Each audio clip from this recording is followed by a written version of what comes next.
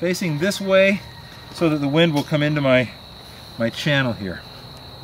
Now what I'm going to do is build a small teepee fire in the bottom of the pit. The pit's about 6 inches to 8 inches deep.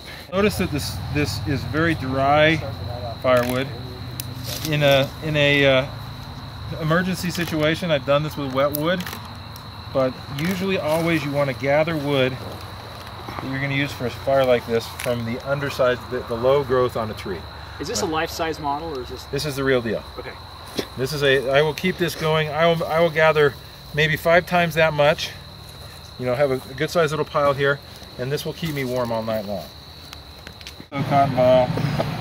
I've never gotten those to work. And a fire they work really great with flint. Yeah, with this. And I tried them and it just sucked. No, you suck. You have to have American I was Vaseline. gonna say, is that because you're a girl? Yeah. I tried a bunch of stuff on my porch. It was the Or is it because you're bald? or the quick tinder that came with the fire steel stuff that worked the best. That is Same good. thing, Wade. All right, so I'm going to start a fire, and when I first started, it's going to get smoky. That's going to be inevitable. Now remember, I'm trying to create a fire that's completely invisible to my enemies. Firecracker. So, right here, I'm shielding the flame, right? It's not going to be visible from the side. Second thing I got to have is a tarp or a poncho. This will be good for the website. Kevin setting his crotch on fire. Smoked wiener. All right, so the objective here, and I have used this 15 degrees and been very, very warm.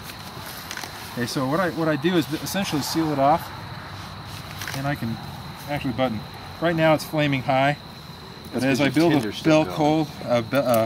bed of coals, this will drop down, and all I'm going to do is wrap this around me, retain the heat close to my core. This heats my core, keeps my head, my neck warm, and that process of keeping my core warm keeps my extremities warm. Because of the blood, right? Yeah. The blood flow is pretty good. Now the fire will burn down. And if it's too hot, you just pee. Bada bing, it's out. That's right.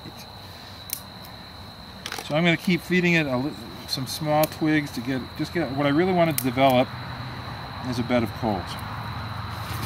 Another piece of machinery I carry in my kit is this. Oh, yeah. Blow tube. It's a brass fitting on the end of a plastic tube.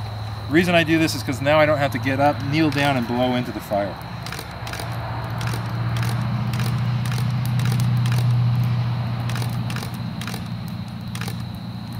What do they call those water bongs that they smoke in the Middle East? Hookah. Hookah? Like a hookah. There you go. Throw sticks on there. Keep it going. It gets a little smoky while you're making the transition. Once you get a bed of coals. What about the olfactory signs? I mean, people are going to be able to smell this from miles away. Oh man, that's the coolest picture. Hey Mom, Kevin taught us how to smoke dope through a hookah on our training. But we did not inhale. Unless you're a Republican, then you can, and it's okay. Or you're a Democrat and you lie about it. Wait a minute, isn't inhaling the whole point? Well, yeah. Okay. I saw a t-shirt on the plane yesterday that said, I inhaled, that was the point. Barack Obama. I literally saw that shirt on the airplane. Oh man, that was a cool. So I can wrap around, keep the fire small. My legs are shielding it, the tarp is shielding it. If I get too warm, I can just move back a little bit. You just withdraw the balls back up in, right? Suck them in. The problem, really the problem is... You can do that voluntarily? That's pretty talented. When you're really good. You can't? All right, so, and in a downpour, all I would have to do then is just do this. That's cool. And you sleep like that. And I sleep like that. Fall asleep when I feel it getting cold. I just reach over. Hey, get back up in there with the hole over your head. Sorry.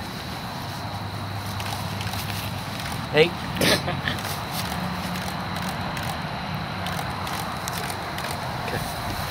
You said it worked in freezing 15 degree weather. I sat out in it for about 3 hours, feeding the fire. Is that comfortable, or is that survivable? No, it was comfortable. I mean, it's t-shirt wet.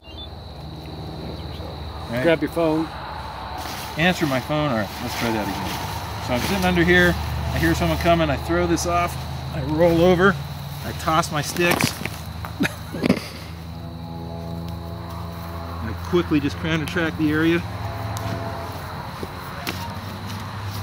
grab my gear and I'm out. Anybody have any idea there was a fire there?